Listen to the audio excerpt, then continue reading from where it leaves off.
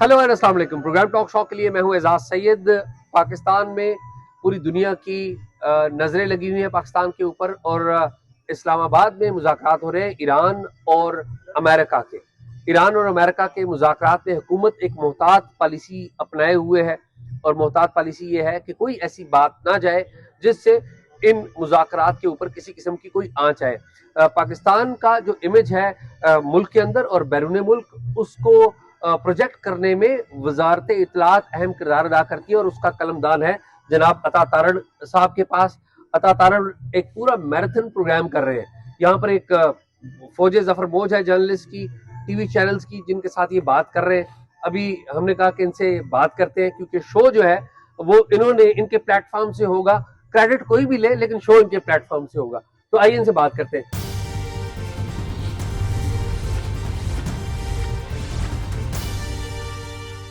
अता साहब बहुत शुक्रिया आपका। बहुत शुक्रिया। देखिए, मेरे प्लेटफॉर्म से शो नहीं है, हमने तो मीडिया को यहाँ फैसिलिटेशन सेंटर एक एस्टेब्लिश किया है ताकि जर्नलिस्ट को आसानी हो coverage. No doubt about it. ये बताइए कि हिंदुस्तान ने एक स्टेटमेंट दिया है, पूरी दुनिया ने पाकिस्तान को मुबारकबाद दी है, लेकिन हिंदुस्तान ने जो अपना स्टेटमेंट दिया है उसमें पाकिस्तान की जो लीडरशिप है सिविल और मिलिट्री, उसका नाम नहीं लिया गया।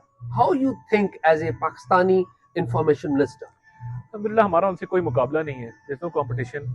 हमारी एक अपनी फॉरेन पॉलिसी है, हमारी एक अपनी अचीवमेंट्स हैं, उनका एक अपना मामला है। So I don't think they are worthy of my comment. आप ये समझते हैं कि ये जो फॉरेन पॉलिसी के मैदान में पाकिस्तान ने जो इज्जत कमाई है, ये इसका जो असर है ये हिंदुस्तान के साथ हमारे ताल्लुकात पे वहां पे भी देखिए, मैं बहुत ज्यादा हाइप नहीं देना चाहता, एक अनइम्पोर्टेंट हमारे लिए इस वक्त वो टॉपिक है।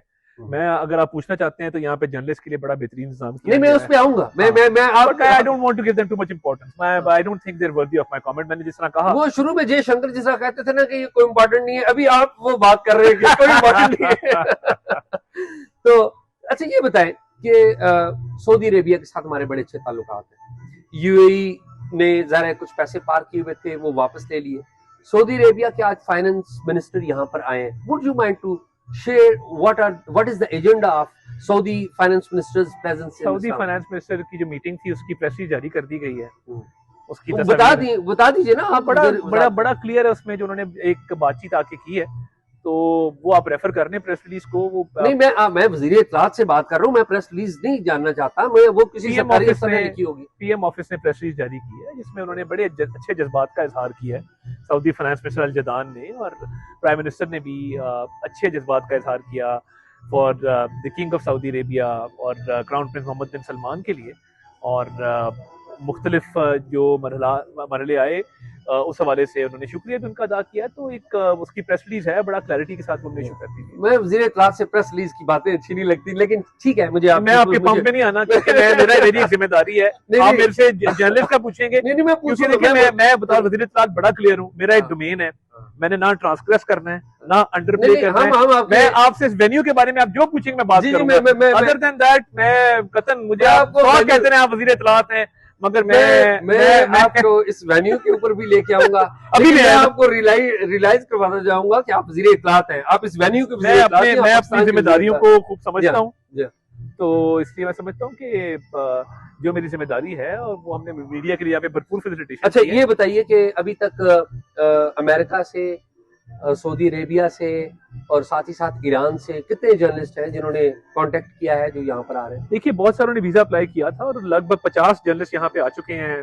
यूएस से, ईरान से, चाइना से, जापान से, जर्मनी से, इवन सऊदी अरेबिया से, तो टर्किया से भी। जी, टर्किया से भी, पूरे गल्फ से भी जर्नलिस्ट आए हैं।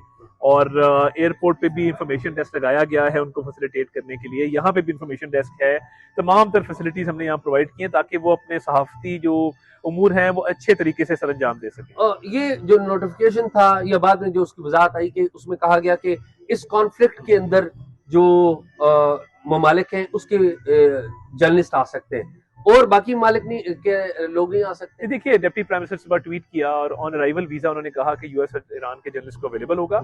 अदर देन दैट जो आ रहा है, हमारा एक पूरा ईपी विंग है एक्सटर्नल पब्लिसिटी का, वो वीजा इशू कर रहा है। बहुत सारे जर्नलिस्ट को वीजा इशू किए गए हैं और बड़े कम टाइम में किए गए हैं, तो वो हम उनको पूरा फैसिलिटेट कर रहे हैं वीजा के प्रोसेस में। ये बताएं कि ये आपने सेंटर कायम किया है, हमें याद है कि एससीओ जब हो रहा था उस वक्त भी आपने एक बड़ा खूबसूरत सेंटर बनाया था।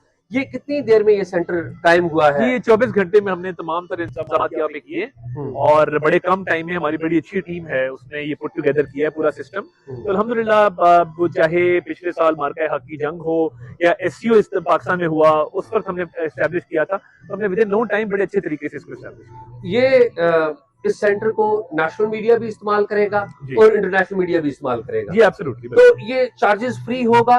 जी चार्जेस फ्री है बिल्कुल, इसका तमाम तर अखराजात हम खुद बर्दाश्त करेंगे और तमाम तर फैसिलिटीज जर्नलिस्ट को भी। और अराउंड कितने पैसे इस पे खर्च हुए? वो तो एक्सपेंडिचर भी हो रहा है, जब ये खत्म हो जाएगा तो फिर आपको स्टेटमेंट हम दे सकेंगे कि कितने, अभी क्योंकि ऑनगोइंग है तो खर्चा होता जा रहा है, तो एंड पे आपको बता देंगे। बहुत बहुत शुक्रिया अता तारिड़, वज़ीर इत्तलात।